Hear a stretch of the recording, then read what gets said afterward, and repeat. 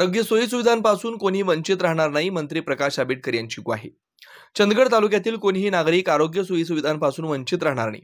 गल्लीपासून दिल्लीपर्यंत सरकार आपलंच आहे। येत्या 5 वर्षात हॉस्पिटल, मेडिकल कॉलेज आणि प्राथमिक उपचार केंद्र उपलब्ध केले जातील, अशी ग्वाही आरोग्यमंत्री प्रकाश आंबेडकर यांनी दिली।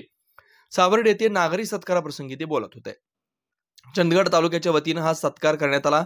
अध्यक्षस्थानी आमदार शिवाजीराव पाटील होते। यावेळी आजी-माजी सैनिकांचा सत्कार करण्यात आला। यावेळी खासदार धनंजय माडिक यांनीही केंद्र आणि राज्य सरकारच्या योजनांचा लाभ घरापर्यंत पोहोचेल असं आश्वासन दिलं। तर आमदार शिवाजीराव पाटील यांनी हॉस्पिटल, मेडिकल कॉलेज उभारण्यासाठी प्रयत्नशील राहणार असल्याचं सांगितलंय। यावेळी माजी राज्यमंत्री भरमोअण्णा पाटील, दीपक पाटील, ज्योती पाटील, नेसरीच्या सरपंच गिरिजा देवी शिंदे, योगिता संगाज, शांताराम पाटील, ॲडव्होकेट हेमंत कोलेकर, डॉक्टर गंगाधर भस्कोटी, महादेव साखरे, नाथाजी पाटील, जयवंत चांदेकर उपस्थित होते। प्रास्ताविक अनिल शिवणगेकर यांनी केलंय, तर सह्याद्री देसाई, अनिल शिवणगेकर यांनी सूत्रसंचालन केलं। अन्वेषण लाईव्ह न्यूज साठी चंदगडहून तातोबा गावडा। जर बघितलं तर पूर्वीच्या काळामध्ये असणारे विखे चव्हाण साहेब असतील, स्वर्गीय नरसिंह गुरुनाथ पाटील साहेब असतील, भरमोअण्णा पाटील साहेब असतील, राजेशजी पाटील साहेब असतील, ही सगळी माणसं या चंदगड परिसरातील सगळ्या राजकारण समाजकारणाला समृद्ध करण्यासाठी अत्यंत चांगल्या पद्धतीने काम करणारी, या मातीतली, या माणसातली अशा पद्धतीची ही सगळी व्यक्तिमत्व होती। एक व्यक्तिमत्व असं होतं की जे व्यक्तिमत्व मुंबईत गेलं नोकरीसाठी आणि मुंबईतलं नोकरी करता करता आमदार होऊनच इकडे आला असं मला काय अशा पद्धतीचा माणूस म्हणजे शिवाजीराव पाटील। खरं तर असं कधी घडत नाही। आपला माणूस मुंबईत गेला की रोजीरोटीसाठी जातोय, पण हा माणूस तिथं नाव कमवून आला आणि नाव कमवता कमवता चंदगडचा आमदार होऊन महाराष्ट्राच्या विधानसभेमध्ये 288 लोक जे या 12.5 कोटी जनतेची सेवा करतात त्यातला एक झाला। अशा पद्धतीचं काम करणाऱ्या शिवाजीराव पाटलांना आपल्या सगळ्यांच्या वतीने शुभेच्छा देतो। अत्यंत चांगल्या पद्धतीचं काम त्यांच्या हातून घडेल याची मला निश्चितपणे खात्री आहे। मी बघतोय, मी सातत्याने त्यांच्या एकूण सगळ्या धावपळ धडपडीकडे बघतोय, पण त्याच्याही पेक्षा त्यांची दुसरी ओळख म्हणजे देवेंद्र फडणवीस साहेबांचे अत्यंत विश्वासू सहकारी म्हणून मी त्यांच्याकडे बघतोय।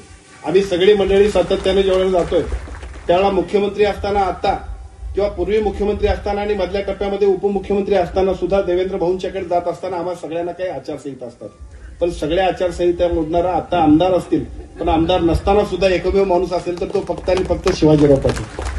आणि या सगळ्या माणसांच्या माध्यमातून या चंदगडच्या जनतेला अपेक्षित असणारा अत्यंत चांगल्या पद्धतीचं अनेक वर्ष प्रलंबित असणारा आपल्या सर्वांच्या स्वप्नातलं चंदगड करण्यासाठी निश्चितपणाने ते धावपळ करतील, धडपड करतील। त्यांच्या पाठीमागे खूप मोठा आशीर्वाद आहे। आम्ही सगळेजण तर त्यांचे सहकारी आहोत। ते जे सांगतील ते करणं ही आम्हा सगळ्यांची जबाबदारी आहे, पण त्याच्याही पलीकडे त्यांच्या पाठीमागे असणारा भरभरून आशीर्वाद, आदरणीय मुन्ना साहेबांचे साथ आणि आम्ही सगळी मंडळी त्यांच्या सोबत असल्यामुळे निश्चितपणाने एका बाजूला मार्गदर्शक असणाऱ्या भरमोहनांच्यापासून या परिसरातल्या प्रत्येक माणसाच्या साथीनं आणि साक्षीनं या चंदगडचं नंदनवन बनवण्यासाठी जे काही त्यांनी मनात स्वप्न बाळगलंय त्या सगळ्यासाठी आजच्या दिवसाच्या निमित्तानं नवीन संकल्प करून खूप चांगल्या पद्धतीचं काम करावं अशी शुभेच्छा देतो।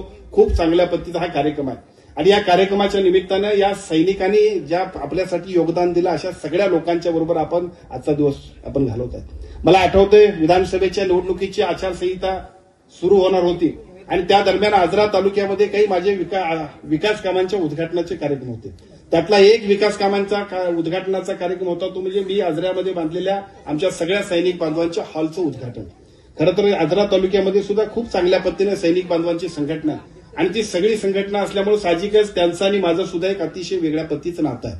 त्या दिवशी मात्र त्या दिवसभरातल्या कार्यक्रमामध्ये तिथं उपस्थिती कमी होती आणि उपस्थिती कमी होती म्हटल्यानंतर मला सगळे आमचे सहकारी किंवा विशेषतः आमचे सैनिक बांधवातले सगळे प्रमुख आमचे पदाधिकारी किंवा नेते, आमचे सिनियर लोक मला म्हटले की साहेब आज चंदगडमध्ये एक मोठा कार्यक्रम आहे आणि त्या चंदगडच्या सगळ्या कार्यक्रमाला तिकडच्या भागातले सगळेच्या सगळे सैनिक गेले।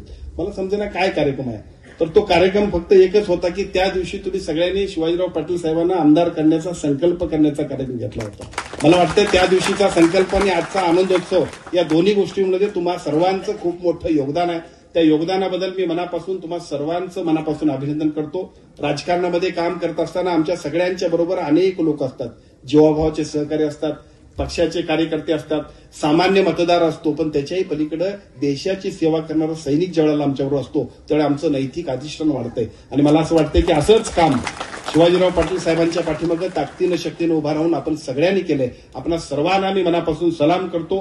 या मतदारसंघाच्या विकासासाठी शिवाजीराव पाटील साहेब जे जे सांगतील ते करण्यासाठी आदरणीय मुन्ना साहेब असेल, आम्ही सगळेजण ते सगळे करण्यासाठी जे काही करता येईल तेवढं निश्चितपणे करण्याची जबाबदारी देतो.